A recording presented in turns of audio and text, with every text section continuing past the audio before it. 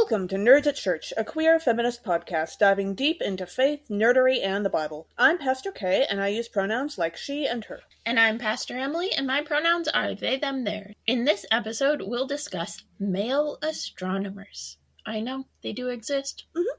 Check out the episode description for links to any references we make in this episode. Now, obviously, we already covered the most important astronomers last week in our episode on astronomers, but we also thought it was important to make sure that male astronomers get some amount of shared knowledge. So we're going to dive into male astronomers this week. But before we get to the male astronomers, it was brought to our attention that we missed Hypatia last week when we were doing the real astronomers. So here's some information about Hypatia. Hypatia was born in the mid-300s, somewhere between 350 and 370. We're not sure about an exact date.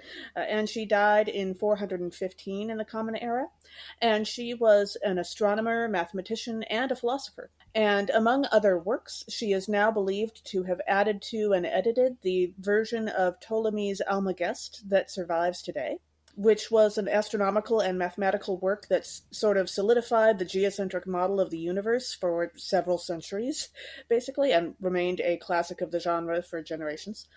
She died when she was murdered by a Christian due to political rumors that are kind of complicated, despite the fact that she, being a pagan, had willingly taught Christians for several years, which was absolutely not always the norm in that time and place. And the reaction to her murder worsened the position of Christians in that area for many years, proving that indeed, murder bad. Indeed. Murder is bad. Yeah.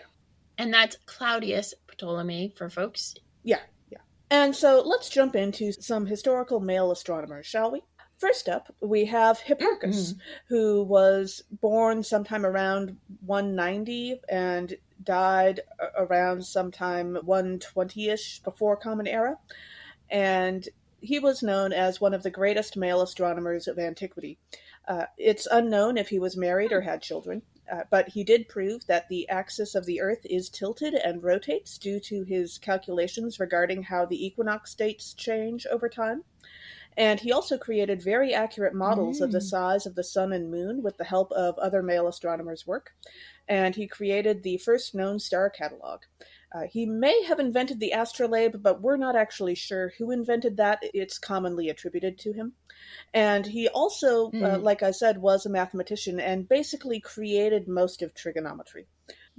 I think mostly in the Western world, because there are some astronomers who we will talk about who also were really big in creating some of the fundamentals of trigonometry. Yeah. Some of the male astronomers that we talk about. Yes, but I think that those astronomers are actually significantly later on, by like several hundred years.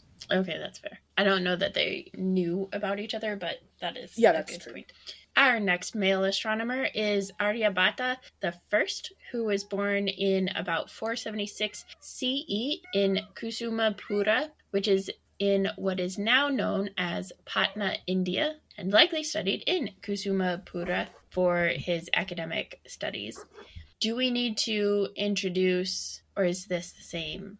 Oh. Is this the same one as last week, or a different one? Our guest today, again, is Hobbes, who is named after a philosopher, not an astronomer. Well, and also, a stuffed tiger. But he is very happy to be here. He was not named after... Well, the stuffed tiger was named after the philosopher, and the cat is named after the stuffed tiger. Fair. So, his ancestral name is a philosopher. Well, welcome, Hobbes. It's good to have you back. So, Aryabhata was the first of the major male mathematician astronomers from the classical age of Indian mathematics and astronomy, plus a little bit of physics, hat tip to his theory of relativity of motion and his work in that. And a lot of what we have about Aryabhata is not 100% certain because it was just so long ago. But we believe that he may have been the head of the Nalanda University in Pataliputra, having been a student there, and had an astronomical observatory and was reputed to have set up an observatory as well at the Sun Temple in Tarragona, Bihar. And Aryabhata wrote several different things. Aryabhatiya is a compendium of mathematics and astronomy and was referred to in the Indian mathematical literature and survives to today. So we still have that writing from him. The Arya Siddhanta is a lost work on astronomical computations, but was referenced by his contemporaries, especially his male contemporaries specifically, and includes descriptions of several astronomical instruments. And then the final work that he's well known for is the Al-Nanf, which survives and is only known in the Arabic translation. And Aryabhata insisted that the Earth rotates about its axis daily and that the movement of stars is a relative motion caused by the rotation of the Earth, not the sky rotating, as was at the time the prevailing theory. And he still used geocentric model of the solar system with the moon before Mercury and the sun located between Venus and Mars in the order we now understand to exist. But he based the planetary speeds on the sun. So some say that Aryabhata's calculations are based on an underlying heliocentric model, but that has been rebutted since it wasn't explicitly heliocentric. He also did a lot of work to explain eclipses as shadows cast by and falling on the Earth.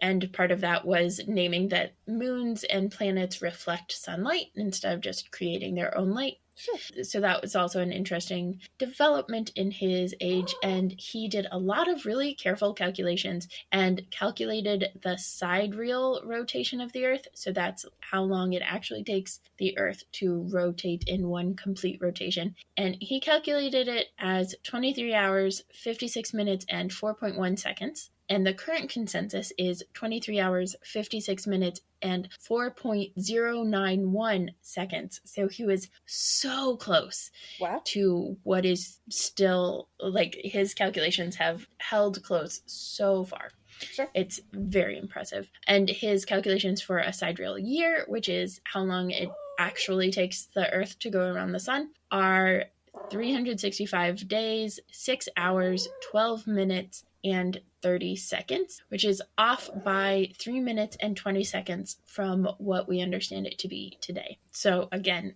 very, very close for not having nearly the instruments that we have today. He, as well as many of these male astronomers, had to learn in a lot of different areas, and so also did a lot of work in mathematics and his calculation of pi, his work in trigonometry and indeterminate equations, as well as algebra. So he also did a lot of the basic trigonometry work that we were talking about as well with Hipparchus. Yeah. So very cool. Just a fascinating amount of knowledge and precision that he did, which is also true about the next male astronomer, who is Abu Abd Allah Muhammad ibn Jabir ibn Sinan al-Raqi al-Harani az-Sabi al-Batani, who is commonly known as al-Batani. The Latinized version is Albatanius, so if you see that, just know that it's actually al-Batani. And he was born in Haran in Islamic Syria in what is now known as Turkey before 858 and lived until 929 CE, Common Era. And he is considered to be the greatest of male medieval Islamic astronomers who basically kept astronomy going while Western civilization more or less imploded. Specifically, that's the male Muslim astronomers in general and not him in particular, but he certainly helped. Yeah, so it's really fascinating to me the ways that science and astronomy these days has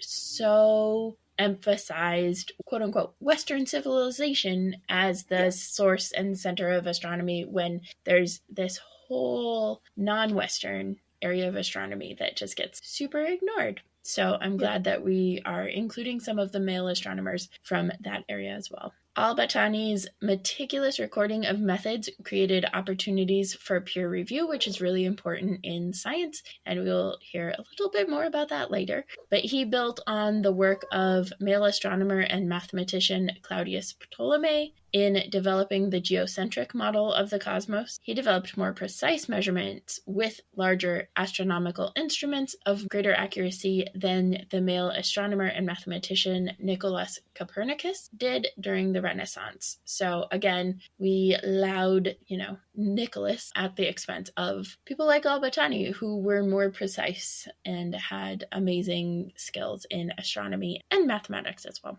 Yeah, absolutely. Al-Battani's observations of equinoxes and solstices were the most accurate at the time, including observing that the distance between the Earth and the Sun varies during the year and figuring out why annular solar eclipses occur and are different than Claudius's predictions for when they would occur. So taking the things that, most male scientists and astronomers of that time messed up and didn't know and improving upon it. Cool. And then he increased the precision in measurement of the lunar crescent and when it would appear in our skies and the length of a solar year. So his estimation improved on Aryabhata's so that his was off by only 2 minutes and 22 seconds. So getting closer and closer to what we now consider the time for a full solar year, which is really cool. And I'm really glad that male astronomers were paying so much attention to the time and were able to keep time for the regular people who were in their communities and families. I think it's really important that somebody keep track of that time. And then Al-Battani's book of astronomical tables was written around 900 and corrected mistakes made by Claudius and described new observational instruments, which is really cool. And the data that he collected is still used by geophysicists and astronomers today. Also in math, he contributed greatly in the use of sines and tangents in geometric calculations, again furthering studies in trigonometry. I've always wanted to know who to blame that on. Al-Battani. Yeah. I like to know who to thank, so... There are parts of math I love, and that is not one of them. That's fair. Al-Battani's family of origin belonged to the pagan Sabian sect of Haran, which is mentioned in the Quran among the people of the book. And that religion featured star worship, and they had inherited the Mesopotamian legacy of an interest in mathematics and astronomy. But as is made clear by his full name, he was Muslim. And so at some point in his life, there was some sort of conversion to Islam. Sure, yeah. Next up, we have Abd al-Rahman al-Sufi, who lived from 903 to 986 Common Era, and he wrote the Book of Fixed Stars, which was written in Arabic, which described almost 50 constellations and their stars, and included a very complete set of star charts with exact descriptions of those stars. It's unknown if he was married or had children, but he made the earliest recorded observation of the Andromeda Galaxy in history, and he discovered hundreds of new uses for the astrolabe as well. He also edited and added to the Almagest by Claudius that Hypatia had previously worked on. And because of the Arabic constellations and star names being unrelated but overlapping with the Greek constellations, he also spent a lot of time trying to explain and compare the two sets of names so that astronomers from either culture studying the other one would be able to understand the work of the other culture, which sounds actually super important and useful. So I'm glad a male astronomer could really spare great. the time for that, because I could see how that would be super confusing. Goodness knows. Yeah, I was just going to say, he sounds a little bit like a male version of Annie Jump Cannon in the star classification. Yeah, and also in the helping people work together thing that she was also very good at. Yeah. Mm-hmm. And we don't have a ton of personal information about him, so in addition to not being clear on whether he was married or had children, we're also not very familiar with his religious life, but at a guess, living where he did and with that name, he was probably Muslim. So. Mm-hmm. And then next we have Tycho Brahe, who was a nobleman and the last major male astronomer before the invention of the telescope. He was in a morganatic marriage, which is a marriage from a noble person, a person with a title and lands and so forth, to a commoner, and the commoner would not be allowed to share the noble status, and their children would not be able to inherit the noble status, but they could still be married, is what a morganatic marriage is. And his wife's name was Kirsten Jorgensdottir. Interesting. And they had 8 children, 6 of whom lived to adulthood. Basically, this was a love match that was allowed to happen because morganatic marriage was an option, is my understanding. And okay. So he discovered the supernova of the star SN 1572. And if you hear someone in the background, this time it's actually Calvin, who says hello to all of our beloved listeners. Well, hello, Calvin. Someone apparently woke up from their nap. Okay.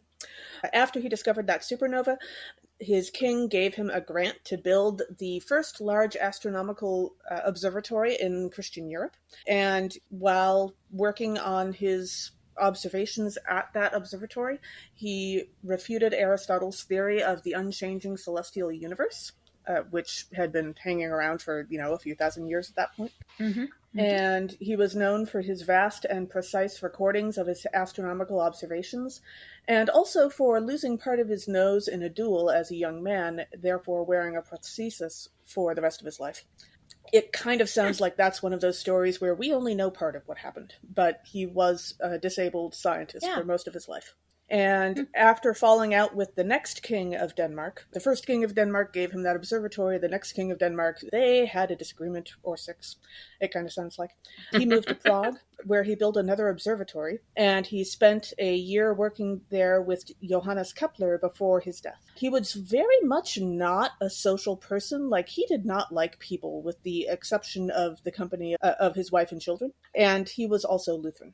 And his wife was the daughter of a Lutheran minister. Interesting. I always love when we learn about people that, in fact, like someone who is the child of a Lutheran minister could have a husband who's like gets to learn things. Yeah, that's just great that and he was able to do rich. that.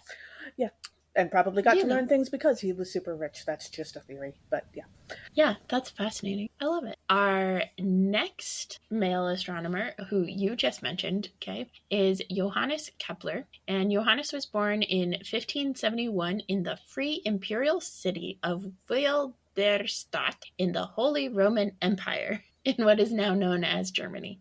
And he received a master's from the University of Tübingen in, from what I can tell, 1591, although the records aren't particularly great because, we don't exactly know, but my guess is they only kept track of like the really important astronomers, and so the male astronomers just we don't always have all of the information. That happens. But we do have plenty of information about his family, which is really important. So Johannes was husband to Barbara Müller, who had already been widowed twice when they met and had a daughter named Regina Lorenz. And they together had 2 children who died in infancy, Susanna and a son, and a third son who survived. And they nearly didn't succeed in getting married because of poverty.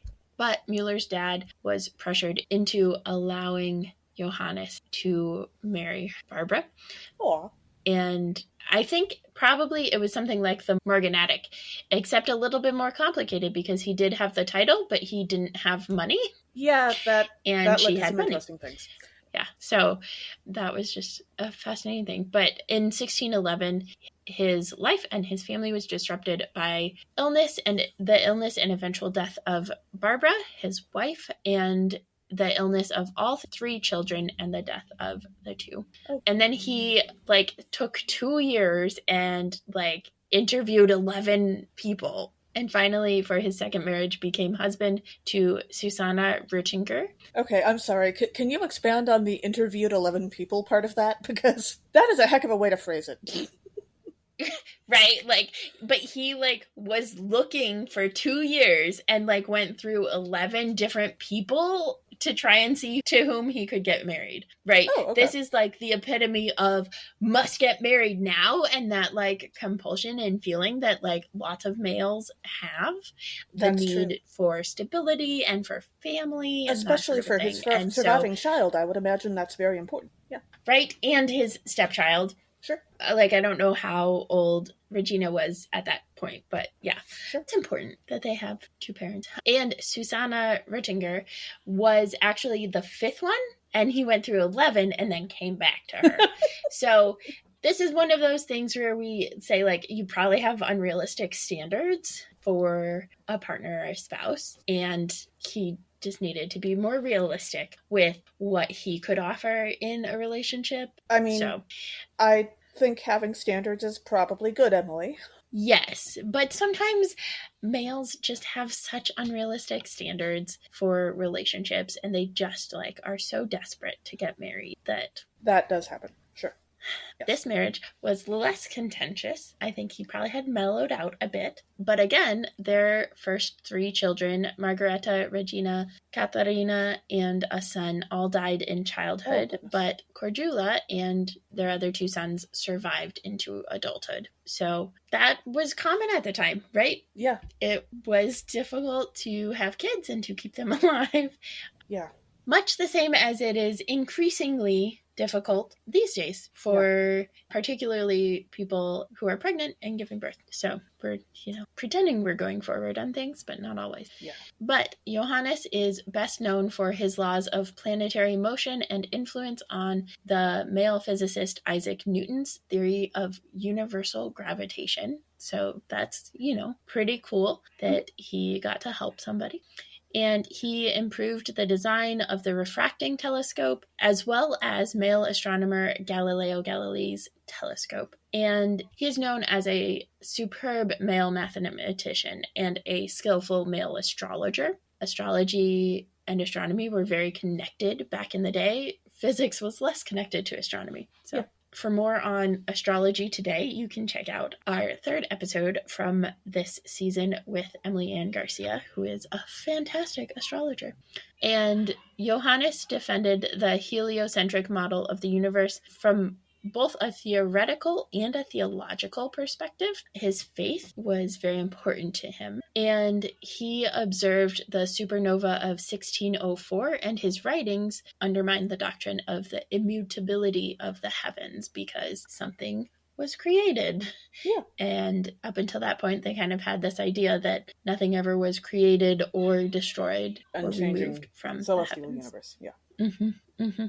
And his faith was very important to him. He worked hard to precisely date the events of the life of Jesus. His main written works were Mysterium Cosmographicum, a defense of the Copernican system, Astronomia Nova, which included the first two laws of planetary motion, and the Epitome of Copernican Astronomy, which contained all three laws of planetary motion and attempted to explain heavenly motions through physical causes. And he created the Rudolphine Tables, which is a comprehensive set of specific predictions of planet and star position in the sky. So again, similar to astronomer Annie Jump Cannon and her work in particular. And Johannes also incorporated religious arguments and reasoning into his work, motivated by his own religious convictions and his understanding that God had created the world according to an intelligible plan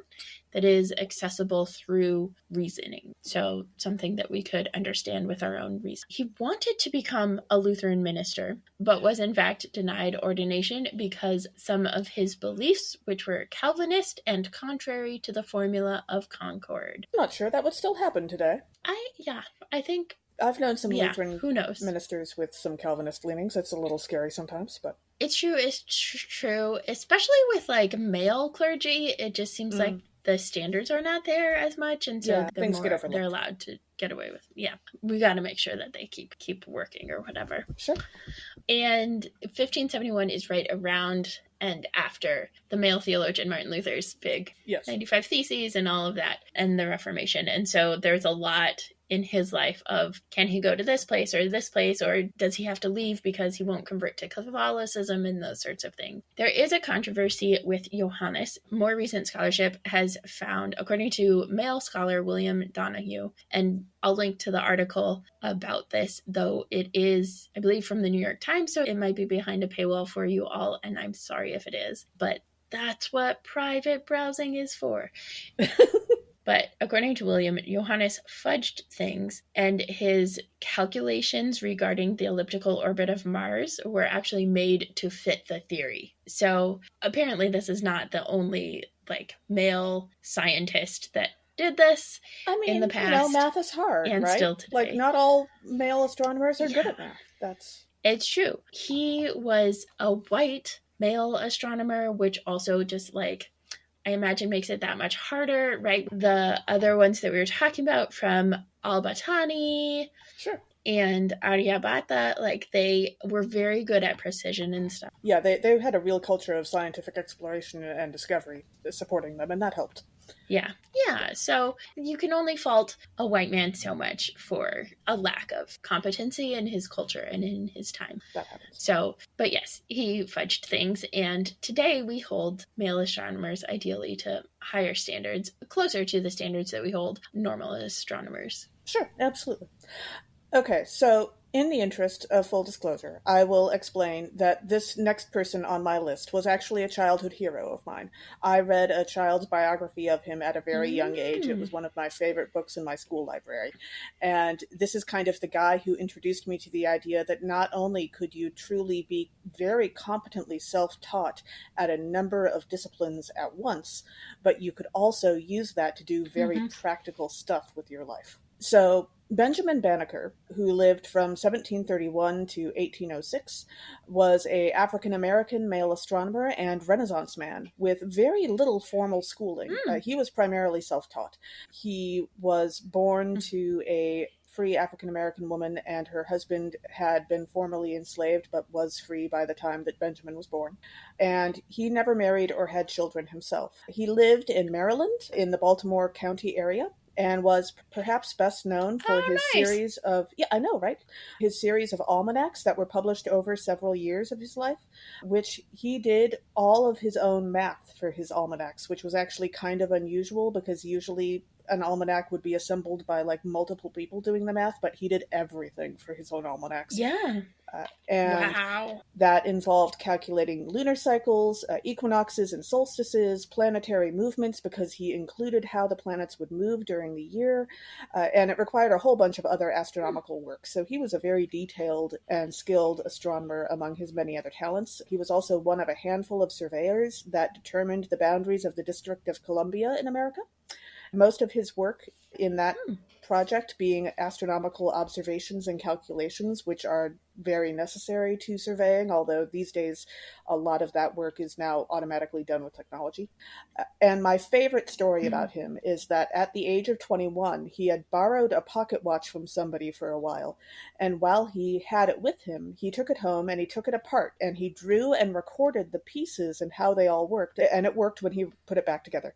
And then he returned it, and then after that, he built himself an all-wooden mantle clock that was somewhat larger than the pocket watch, but it was based on those drawings and how all the pieces fit together. And that clock that he built for himself kept perfect time, and it kept working past the date of his death. And at the age of 21, this is the story that really caught my imagination as a child.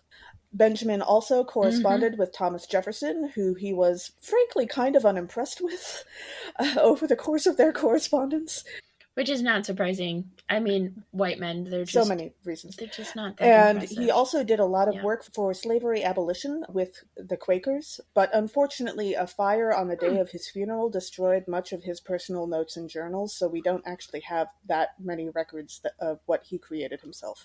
Little record of his own religious background remains. It's not really talked about in his biographies, but he was very close friends and worked quite a lot with a variety of Quakers during his life, and they were very important to him. Nice. The fire on the day of his funeral sounds... I have some questions, because basically his cabin that he lived in burned down that day. And so, I have some thoughts about that, but still. Why would it, yeah, I mean, it was a log cabin. It was highly made of wood. It suspicious. was probably filled with quite a lot of paper and also wood. But still, Yeah, yeah. but it's not like that was the cause of his death. It happened after he had died. Yeah, no, that was after So his funeral. I think, especially when we're in that particular time period with Uh-huh. such brilliant people, I think it Yeah, that's kind of white one people of the just get reasons why Benjamin Banneker's name really continues, bad. is that he convicted a lot of people of multiple races that, yes, black people could be mathematicians and scientists because his work was so precise and exact. Mm-hmm. Which, as we've established, is far less common for white men. Sure. They're just not as good at it. So, yeah. Also worth exploring. We did not have time to get all of them, and also, we just wanted to do kind of the more important ones and the ones that maybe you hadn't heard of. So, also worth exploring if you are interested in more male astronomers from throughout history are Agrippa, Galileo Galilei, who also may have made up some of his experiments since they were so complicated as to not be replicable, which indicates that they might not be real. And part of the scientific process is, of course, being able to replicate experiments and check each other's work. Well, men and their imaginations. I know. I mean, it's good to have imagination. Yeah.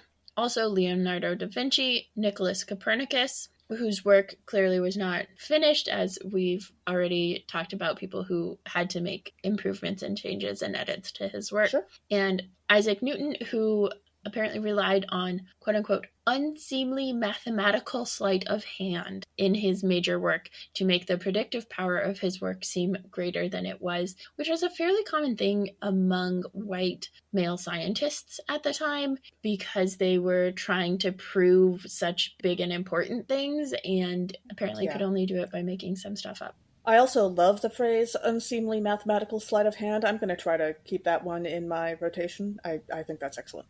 Yeah, I was a fan of it when I came across it too, obviously. And then also Anders Celsius and Edmund Halley are worth exploring if you're interested in male scientists. Yeah.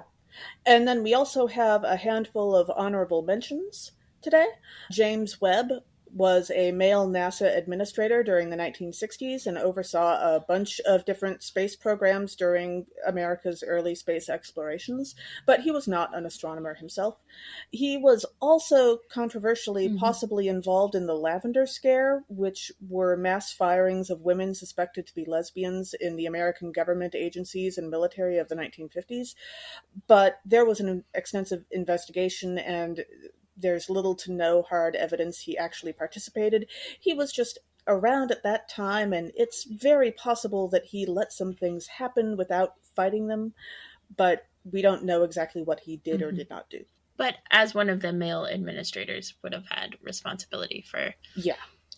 Things would have happened under that roof people that he was responsible for. Let's put it that way. And that's part of why when we talk about the latest space telescope, we use the initials JWST, or in my own circles, we call it the Justice Warrior Space Telescope, because that feels like the more appropriate thing to do. Sure. Next, we have Carl Sagan, which is a name that many of you may be familiar with. He is well known for Contact, the book and the movie, as well as his many pop science books and his TV series Cosmos that explained a lot of astronomy to ordinary folks in the 1970s and also popularized his iconic turtleneck look. Some fellow male scientists of his time controversially did not think he himself was much of a scientist. He was much more of a communicator, really. But at least one of those scientists who weren't really impressed with his skills was his doctoral advisor's rival. So there are some questions about that source, because that guy already had a bone to pick.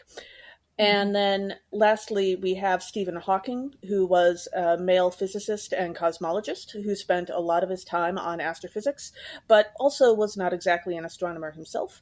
Controversially, his text-to-speech computer, which you may know of because of his physical disabilities, it originally did not come with any British accented voices, and so he used an American voice to start out with, and then later I believe well over a decade and possibly closer to 2 decades later, because it took a while, because this was, Mm-hmm. a few decades ago, when someone finally made Mm-hmm. him a British voice, and I believe they specifically made one for Stephen Hawking himself. He had actually grown so attached to the voice he had been using for decades already that he kept it anyway, and so he kept an American accent despite being British. Like you do. Apparently, there are some British people that have feelings about that, so. Understandable. Yeah. And then moving into more contemporary times with male astronomers, just as a note, we did have more historical male astronomers than modern ones compared to last week's astronomers that had some more new ones, just because they're just a little bit harder to find nowadays. I think they had some advantages back in the day, male astronomers did, that made them more well known compared to male astronomers today. Yeah. So our first one for the more contemporary male astronomers is Jan Hendrik Oort, who was born in Franeker, Friesland in the Netherlands in 1900 and received his doctorate from Groningen with a thesis on the properties of high-velocity stars. And importantly, Jan was the husband of Johanna Maria Grot van Rogen, and the father to 3 children, a daughter, Marika, and 2 sons. Jan built on male Swedish astronomer Bertil Lindblad's work to demonstrate through observation that the galaxy did rotate, and that the farther out stars were, the slower they rotated, and that in fact the sun was 30,000 light years from the center of the Milky Way galaxy. And he concluded with fellow male astronomer Nicholas Mayel that the Crab Nebula was the result of a supernova explosion. Jan moved with his family to a quiet village in the province of Gelderland after the Nazis invaded the Netherlands in order to avoid being forced to collaborate with them. Although the university he was working at the time, Leiden University, was integral to the resistance, particularly a speech given by male dean of the Faculty of Law, Rudolf Cleveringa, which he gave when Nazis took over and fired all of the Jewish faculty, including a faculty from the School of Law. And so Jan, in order to avoid collaborating or being sent to a concentration camp, disappeared into the country with his family. And he led radio astronomy in the Netherlands and the mapping of the Milky Way with the use of radar equipment left behind by the Germans, which is an interesting thing that we don't always talk about. What happens to technology after wars? And in the United States, we know that we mainly use it for violence, but that was a really cool, using the radar equipment to be one of the first male astronomers, especially to start to figure out that there's this other way of observing the universe, which now we know as the cosmic background radiation.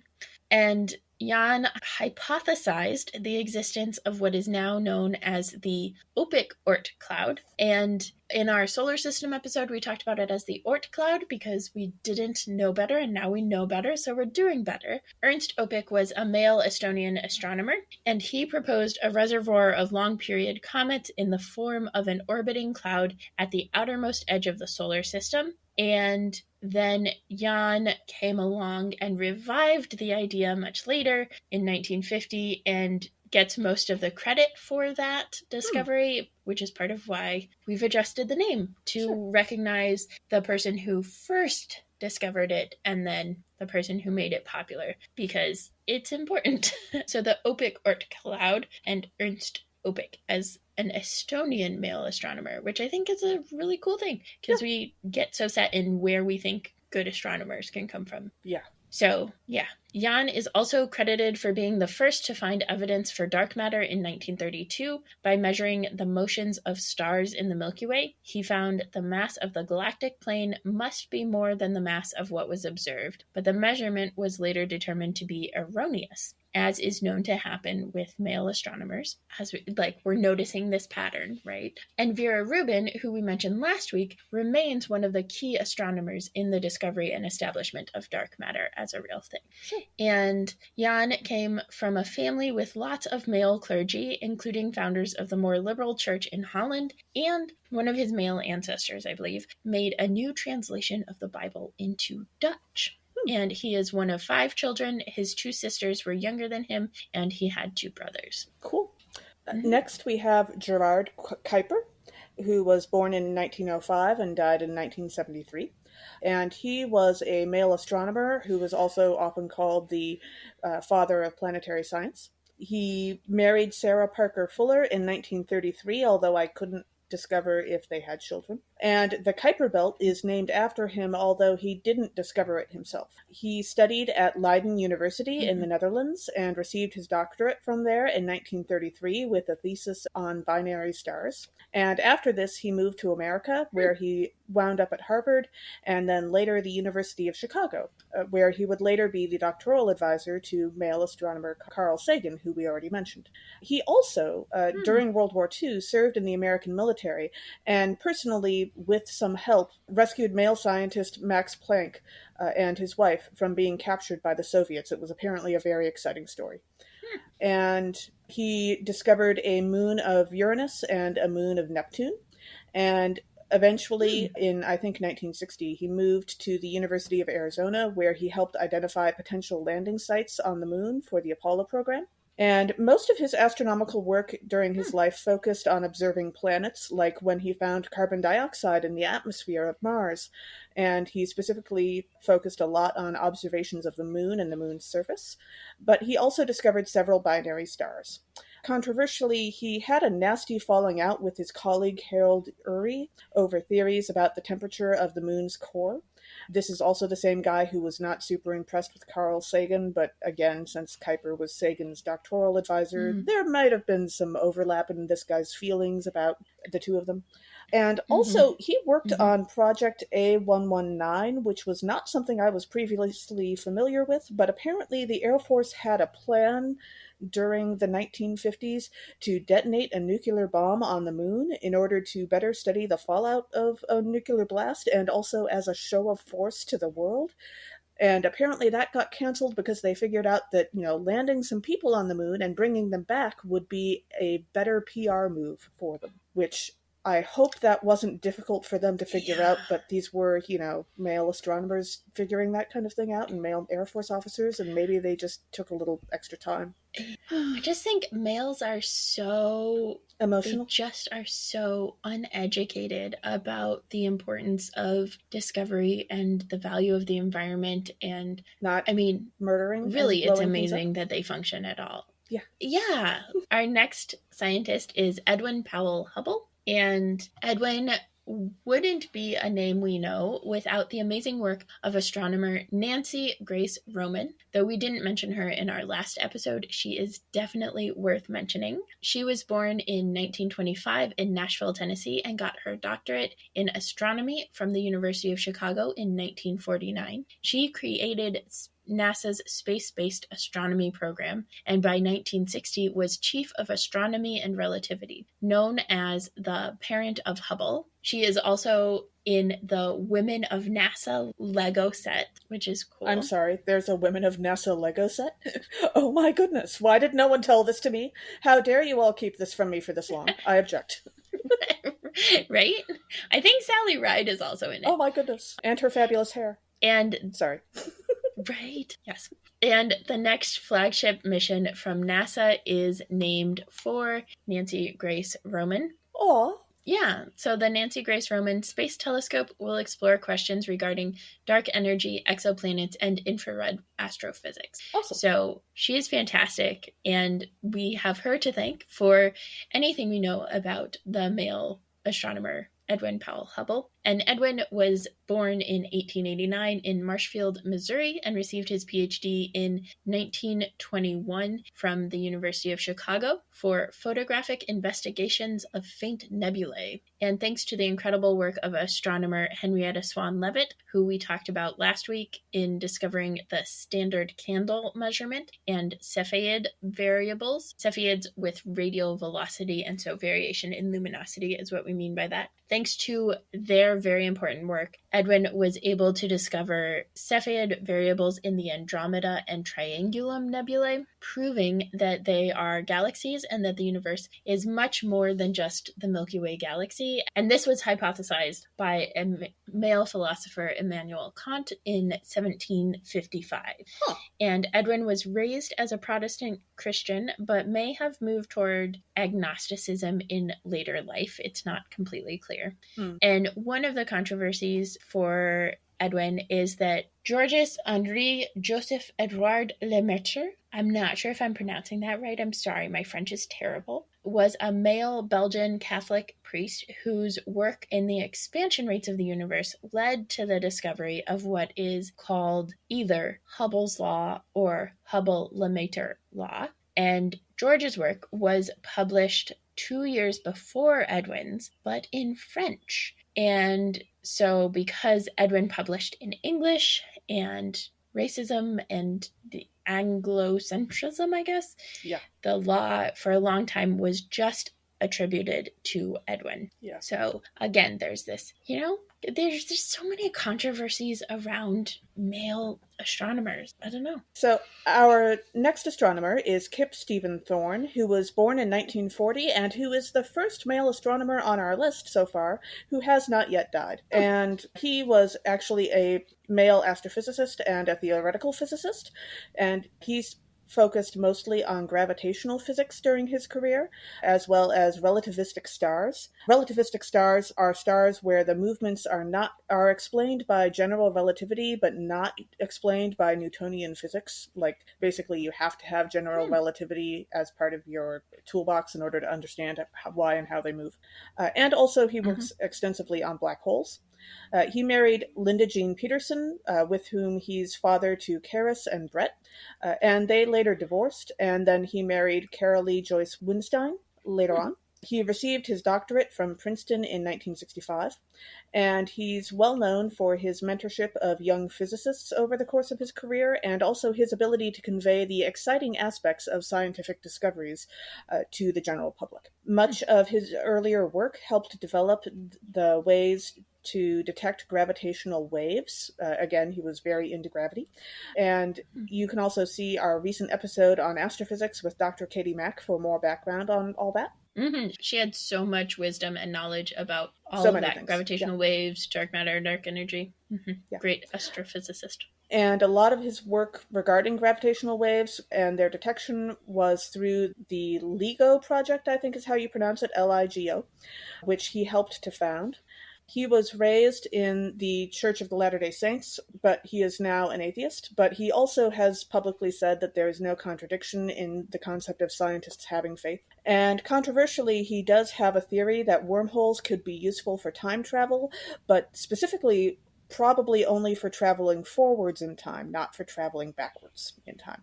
There's a more detailed explanation of that, but I didn't think that that's what we were really talking about today. So, yeah, interesting. And then our next male astronomer for this episode is Mike Brown, who I have talked about before because, well, we'll get to it, but that's not the most important. Most importantly, he is husband to Diane Binney and father to Lila. He was born in Huntsville, Alabama in 1965 and received his PhD in astronomy from the University of California at Berkeley in 1994. And so Mike wrote the book How I Killed Pluto and Why It Had It Coming, which, as you all know by now, I read and quite enjoyed, actually. It's a really great book for a male astronomer on science and life and his family life. Of course, it's a memoir because the real hard science books we'll leave to the professionals, if you will. But you can find that linked in our episode description to our bookshop.org shop, where it'll be listed. And if you are interested in buying it, you can buy it and give us some number of coins incidental. As well as Red Emma's, which is a local coffee shop, bookshop in Baltimore. And Mike co-discovered with Chad Trujillo and sometimes David Rabinowitz the possible dwarf planets Quaoar, Sedna, Orcus, Eris being the only known trans-Neptunian object, shout out to all the trans folks out there, including Pluto, that is more massive than Pluto. Haumea, which was a controversial discovery, and Makemake. He has discovered 29 minor planets, not counting Haumea, including Eris, who was also the reason that Pluto was demoted, as we talked about in our solar system episode. And Sedna is possibly the first known inner Opic Oort cloud object, which is pretty cool. And with male astronomer Konstantin Batygin, Mike proposed the existence of a ninth major planet between the size of Earth and Neptune. So pretty significant size. And now for Haumea. The male scientists Chad Trujillo and David Rabinowitz were part of this, but a lot of it kind of focuses on Mike as the male lead for the project. Haumea's discovery was initially credited to Jose Luis Ortiz Moreno, a male scientist in Spain, and his team, which included his male doctoral student, Pablo Santos Sanz, and that discovery was located at the Sierra Nevada Observatory in Granada, Spain. And the announcement, which is how credit for discovery happens in planetary science, came suspiciously close to the announcement of papers being presented by Chad and David that referred to Haumea by its initial classification name. And those papers were part of Mike's plan to announce the discovery. And it is likely that what happened was Jose Luis's team Googled the object mentioned in Chad and David's papers, looked up the information for where it was via information that was unfortunately public and easy to hack and figure out on the Cerro Tololo Inter-American Observatory in Chile, where they had been tracking it. And from those calculations, figured out where it was, how to find it easily, which is not cool in the scientific world and not part of the way that skates suspiciously close scientific to discoveries should happen. Yeah.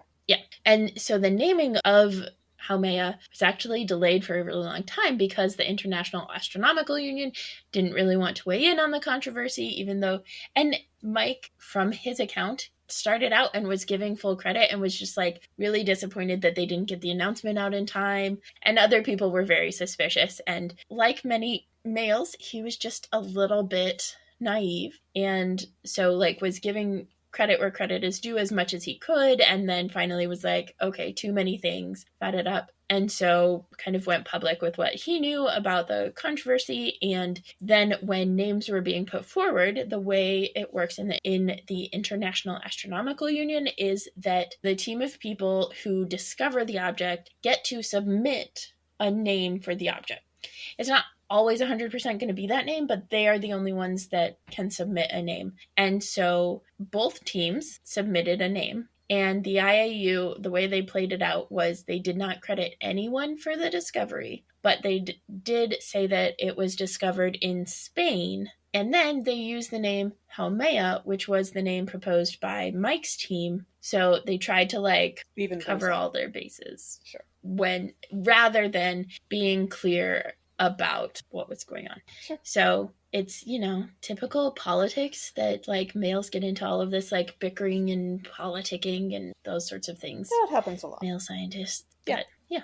So. And then we have Neil deGrasse Tyson, who was born in 1958. And he is a male astronomer who has done extensive work in the study of stars, galaxies, and also cosmology, but he is actually best known as a male science communicator and an expert in science for the media because, frankly, it's kind of rare for males to be so good at communicating, as many of us may have personal experience with. But it's true. So we tend to notice the ones that are good at it, at least when it comes to science. I don't know about his personal life. Speaking of his personal life, he's married to Alice Young and father to Miranda and Travis. And he is known for his podcast Star Talk and his restart of the series Cosmos that was originally done by Carl Sagan, as well as writing several well-known pop science books. He coined the term Manhattanhenge for the day when the sunrise or sunset lines up most perfectly with the Manhattan east and west streets so that the sunlight basically shines all the way across the city, which is apparently a super exciting thing to see and also kind of blinding depending on what the weather's like. And he has spoken extensively in favor of gay and trans rights over the course of his career, as well as the struggles that women and racial minorities face in the sciences. But these days, he prefers to be interviewed on topics other than race. And he specifically cites an interview that he did in 1989 about astronomy that was the first time where he was basically his own first experience of a Black person being interviewed on television about something other than race. Like, his first experience of that was himself being interviewed on TV in 1989. And he was amazed at the concept of a Black person talking on TV about something other than race, and so he decided he wanted to do more of that, which seems fair. Yeah. He was raised Catholic and is now agnostic, although there's this whole thing on his Wikipedia page about how he keeps claiming that atheists keep saying that he's an atheist, but actually he's agnostic, and he keeps having to fight back on that. I mean, I can't blame him. It's hard for males to make up their mind. Sure, and labels are important, absolutely. Now, controversially, he was accused of sexual misconduct in 2018 by 4 women, and his podcast and also the Cosmos series were both suspended due to these allegations. And on a much lighter, although still controversial note, he became known as something of I don't know that there's a particular term for this, but I think of it as being a fun ruiner on Twitter for several years. I don't know how else to describe it. But he would basically show up in non-science conversations and tell people that they shouldn't be enjoying things that they enjoy. I personally witnessed this on a number of occasions. And that's just explains so much about social media and also male communication techniques. But why do you have to spend your time like that? Anyway. Yeah. Also, there is some controversy from his partnership with Autism Speaks briefly. Yeah. For some episodes he did around autism, which is also a thing. Yeah. But yeah. And then our final male astronomer for this episode is Chad Trujillo, who we mentioned in our solar system episode, I believe. He was born in 1973 and received his PhD in 2000 from the University of Hawaii. And for both Chad and Edwin, we didn't have as much information about their family lives. So they're just kind of like more private people. So we don't know those important things about who they are in their life. But Chad is co-discoverer with Mike Brown of Eris, the most massive dwarf planet known in the solar system.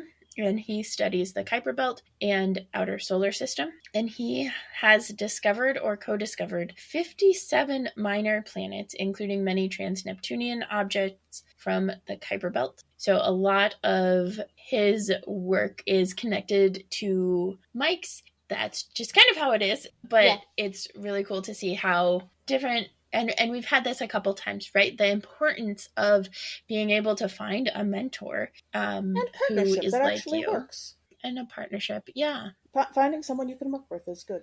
Yeah. Like, it would be nice if they could do this on their own, like other astronomers, but it's also good that they have that support that they need, clearly, to make it work as male astronomers. And one controversial thing, so as I mentioned, he got his PhD from the University of Hawaii, and much of Chad and Mike's work, especially earlier on, was based on observations from Mauna Kea, the Mauna Kea Observatory in Hawaii, or utilized them. And Mauna Kea is a really important part of Hawaiian culture and cosmology. In Hawaiian cosmology, Mauna Kea is the center of the entire universe, the place where Earth Mother and Father Sky meet, and home of the gods and the fount of existence. And so to have increasing numbers of telescopes on Mauna Kea without the concern that is vital for the environment and for the culture and the importance of Mauna Kea itself is a big deal. So when the building of the latest mammoth 30-meter telescope, very creatively named, we know, TMT, was approved by the courts, several protectors of Mauna Kea, including Noenoe Wong Wilson, were arrested protesting the resumed construction. They did a lot of different actions, including roadblocks, arrests, and establishing an encampment near the access road so that they could continue to have a presence there. And there was a manufactured urgency about building the telescope because of competition with the other, also creatively named, European Extremely Large Telescope, ELT, and wanting to kind of one-up them. So not an urgency because it was urgent, but because they wanted to best somebody else. Wait, an overly competitive nature of male astronomers? Huh, I never would have Right? guessed. Yeah. Unsurprising, and the inability to recognize the importance of other scientific and cultural aspects for the pursuit of their own thing is, I mean, we talk about like having a tunnel vision, but it's almost like all they could see out of was like a telescope. Yeah. Nothing at all around them, just very far off. So a law was passed, actually, and we have an article from 2022 on this that'll give you kind of more of an overview, but control of Mauna Kea's summit is actually shifting from 2023 to 2028. There's a 5-year period of shifting the control of the summit from the University of Hawaii into the hands of an 11-member oversight authority, which includes Native Hawaiians, cultural practitioners, and representatives of the state and other institutions. So I at least am hopeful that this helps address some of the fundamental injustices connected to the ways that male astronomers have used and abused that place and kind of ignored or run rampant on the cultural history and the needs of the land itself. But we shall see. Yeah. For now, the building of the 30-meter telescope is paused because of pandemic and protests and other things. So we're at a bit of a like good spot to be shifting control so that if the construction continues, it will be done well. Yeah. In a holistic sense. So we do have a couple quick mentions for our male astronomers in pop culture section. First off, of course, we have Bill Nye the Science Guy, who was a major part of many of our childhoods. Bill Nye the Science Guy. Bill. And he did astronomy along with many, many other types of science. I thought about bringing him up in honorable mentions, but really his existence is more in pop culture because he affected so many children's lives. Calvin has also briefly rejoined us. We'll see how long he decides to stay or whether he decides to speak up. And we are grateful for Bill Nye's hard work in explaining science to children around the country and the world. I remember watching Bill Nye. Also, he was on Big Bang Theory, which has other male space scientists also in pop culture. I forgot about them. White men. They're so forgettable. Another, and probably my favorite pop culture mention of male astronomers is, of course, the song Galileo by the Indigo Girls, which I love and is fantastic. And yes, they talk about Galileo's head was on the block. Crime was looking up the truth. So I love them. Like they do such a great job of incorporating faith and spirituality and culture and science. And then, of course, we have popular and well-known fictional male astronomer Marvin the Martian, who really loved his telescope and who performed many important scientific experiments, most of which were going to hopefully end with an earth-shattering kaboom. Sadly, he did not get quite as many of those as he had hoped, but the mental image of Marvin with his telescope is one that will stay with me for life. I love it. I did not know that Marvin was male. It's good to have a male representing that category. Yeah. And then, of course, we have our Bible readings on astronomy for this episode.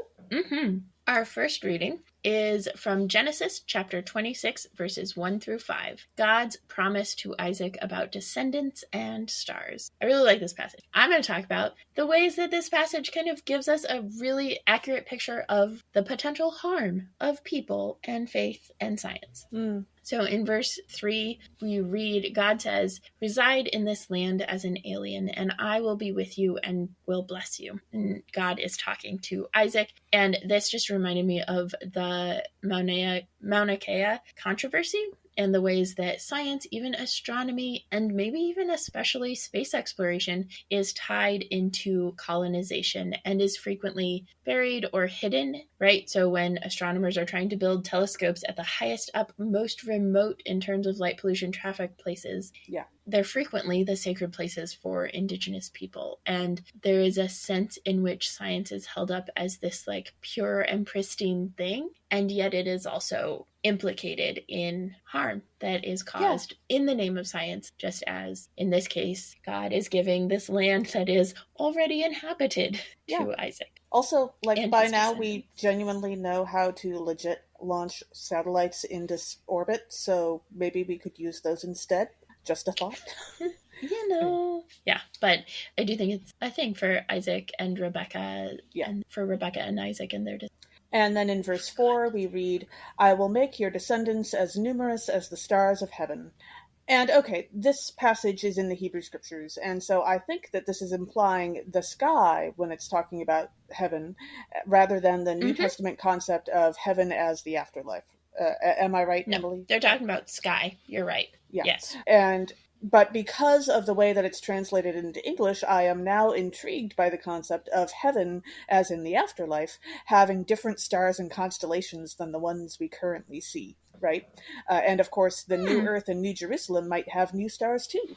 And so that just sounds super interesting to me, and I wonder what those would be like. Interesting. Huh. Yeah. And then our second reading for this episode is Job chapter 9, verses 7 through 9. These verses give credit to God as the original astronomer who created the stars in the first place. Also, we're not getting into it, but if you want to jump over to Job chapter 38, verses 31 through 33, this kind of retreads those verses, but also has God pointing out that Job didn't, do any of that, and so maybe Job should listen to God more. Yeah. And the link that we have for the readings will include Job 38 as well. Yeah. I was looking at this, especially at verse 7, who commands the sun and it does not rise, who seals up the stars. Of course, God referring to God's self. And I am really excited for the way the sun rises and is hidden that is coming up with the eclipse on April 8th. So our house is debating doing the drive to go check it out. We'll see if we end up doing it or not. But if you are in the path of the eclipse or planning to be in the path of the eclipse on April 8th, let us know. We would love to know who is out there safely watching the... Yeah, with proper eye protection. Yes. And then also, I love verse 9, which says that God spent a lot of time painting pretty pictures in the sky, which is to say the constellations, with all those stars. And so you better give God credit for all that work, because there is no AI artwork plagiarism here. Thank you very much. I love that. Yeah. Also, with that verse, shout out to the lesbian car mascot Subaru, which is the Japanese name for the constellation we know in English as Pleiades. And now it's time for our Muppets moment. Yay! And our question for this Muppets moment is, which Muppet do you want to visit Bill Nye? And perhaps, additionally, what would they be exploring? Okay, so I want to be clear. I do not mean to steal your choices. If any of these guys are the folks that you want to have visit Bill Nye, you by all means go for it. But like my original thought was, of the male Muppets who would want to visit a male scientist, I suppose Scooter would be like super organized and have a list of questions ready, or like Kermit would be so enthusiastic about going there with a fabulous sense of wonder and discovery, and that would be great. But really, I think the Muppet I want to go visit Bill Nye is Fozzie Bear, because like Bill is so often stuck with the role of being the entertainer. And while he's good at it, really, I think he deserves to have someone come and make the jokes for him, and that he deserves to have a good time too. And so I want Fozzie Bear to go. And I think that whatever that they are exploring together, it should be something with a lot of opportunity for physical comedy and like slapstick. And so I'm thinking chemistry with lots of like bubbling over potions and possibly some minor explosions and things like that. That's fantastic. I forgot that we were doing males, and I was like, I would, of it's course, not pick necessarily Elmo the because, first thing that comes to mind. That's true. right? Yeah, it's hard to, sometimes it's just hard to think of male Muppets and male astronomers and males really at all. So I was initially thinking Elmo because I think Elmo and Bill would have a blast. But now I'm like working on rethinking that and trying to think of who actually are male Muppets. I think I would love for the male Muppet Ernie to visit Bill Nye. Oh, sure. I think they would have a blast. I'm also thinking like of the science around water and baths and soap and that sort of thing, so that Rubber Ducky could also come. Oh, absolutely. But I think that they would just have a blast and get to like sing some songs and that sort of a thing. And I think there are ways that I think Ernie also might be open to this, to like kind of more astronomy stuff. I think Bert would be really interested in astronomy, actually. Sure. He strikes me as one of those male Muppets that would be into the stars. Well, and also, now that I think about it, a lot of Bert and Ernie's time on Sesame Street was Ernie doing something and Bert being the journalist reporting the story. And that would allow like Ernie to be in the middle of the science happening and all of the stuff going on, and it would allow Bert to have a little extra space because he's not really so much a in the middle of the chaos kind of guy. And I could see that working out really well for both of them. Yeah. And I think it's a lot of work for a male Muppet to do. So I think having like two of them there to do that work is probably necessary. I don't think one would be able to. Again, like allowing those partnerships that they have to form in order to be able to do all of the things they need to get done, to allowing those partnerships to shine is really important. It's true. It's true. Well, great. Thanks for joining us. Our theme music was by Rachel Meyer-Laughlin, and our Muppets music was by Brenda Boss, and our seasonal artwork was by Pace Warfield. Catch us next time when we'll dive into geography and celestial navigation. This podcast has been produced by us, Kay Rohloff and Emily Ewing. For more fun, check us out on Twitter, Facebook, and Blue Sky at Nerds at Church, or contact us at nerdsatchurch@gmail.com. Also, if you like what you've heard, rate us or leave us a review on Apple Podcasts, Facebook, or wherever you catch your podcast, now including iHeartRadio and the Amazon stuff, because you gotta do what you gotta do, plus the Our Bible app and other places. If you want access to our uncut episodes, merch discounts, movie commentaries, and more, support us on Patreon at patreon.com/nerdsatchurch. Starting at just $5 per month, it's cheaper than going through all of the fudging of statistics and scientific experiments that male astronomers apparently have to do to get anything by in science. And make themselves look competent. Yeah. Yeah. It's a shame.